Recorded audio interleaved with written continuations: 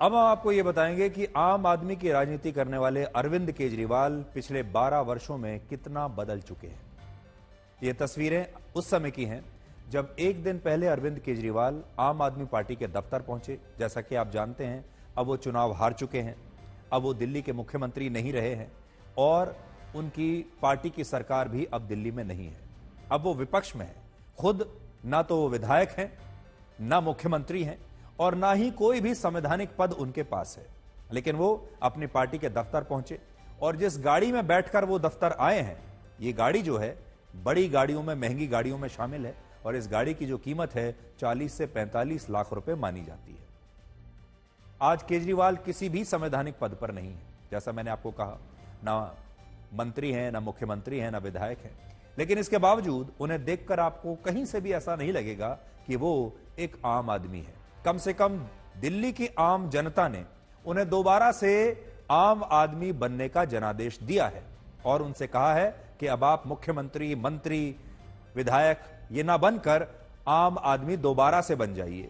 और केजरीवाल शुरू से आम लोगों की ही राजनीति करते आए हैं, आम आदमी की ही राजनीति करते आए हैं। एक जमाना था जब केजरीवाल के पास एक नीले रंग की वैगन आर गाड़ी हुआ करती थी, जो भारत में आम लोगों की, आम आदमी की गाड़ी मानी जाती है। और वो कहते थे कि सरकार में आने के बाद भी वो कभी ना तो बड़ा बंगला लेंगे, ना सुरक्षा लेंगे और ना ही बड़ी गाड़ी में कभी चलेंगे, वो तो इसी गाड़ी में खुश हैं। लेकिन इसके बाद केजरीवाल ने वो सब कुछ किया जो वो कहते थे मैं कभी नहीं करूंगा। और इन तस्वीरों को देखकर लगता है कि उन्हें अब बड़े घर और बड़ी गाड़ी की आदत लग चुकी है। तो केजरीवाल ने शुरुआत तो की थी इस गाड़ी से, लेकिन अब वो इस गाड़ी में पहुंच चुके हैं।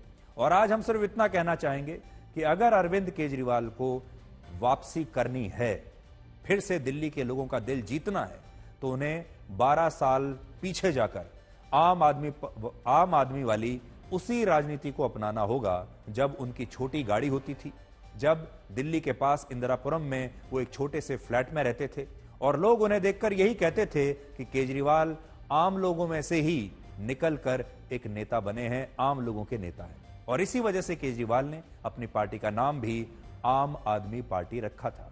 लेकिन आज आम आदमी पार्टी के संयोजक महंगी गाड़ी में चलते हैं और अरविंद केजरीवाल का जो राजनीतिक लुक है वो भी पूरी तरह से बदल चुका है। तो आज अरविंद केजरीवाल को अपने दिल से दिल्ली की जनता के इस जनादेश को मानना चाहिए और उन्हें यह समझना चाहिए कि दिल्ली की जनता उन्हें वापस आम आदमी के रूप में ही देखना चाहती है और इसलिए अब इन बड़ी गाड़ियों में चलना उन्हें शोभा नहीं देता। अब आप इन दो तस्वीरों को देखिए और इन दोनों तस्वीरों में आपको समय का एक चक्र नजर आएगा। पहली तस्वीर आज से 10 साल पुरानी है, जब दिल्ली की 70 विधानसभा सीटों में से बीजेपी को सिर्फ 3 सीटें मिली थी और 67 सीटें केजरीवाल की पार्टी ने जीती थी।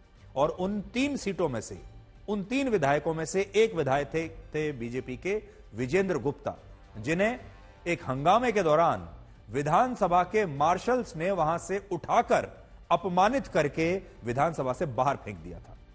तब बीजेपी अल्पमत में थी। 70 विधायकों की विधानसभा में उनके सिर्फ 3 विधायक थे, जिसमें से विजेंद्र गुप्ता एक थे और इस तरीके से उन्हें बाहर फेंक दिया गया था। आज 10 साल के बाद उन्हीं विजेंद्र गुप्ता को बीजेपी की सरकार में दिल्ली विधानसभा का नया अध्यक्ष बनाया गया है और अब उन्हीं के निर्देशों पर उसी विधानसभा का संचालन होगा जिस विधानसभा से आज से 10 साल पहले उन्हें उठाकर बाहर फेंक दिया गया था। और पहले ही दिन विजेंद्र गुप्ता ने यह बात कही कि वो सदन की कार्रवाई के दौरान किसी भी तरह के राजनीतिक हंगामे को बर्दाश्त नहीं करेंगे।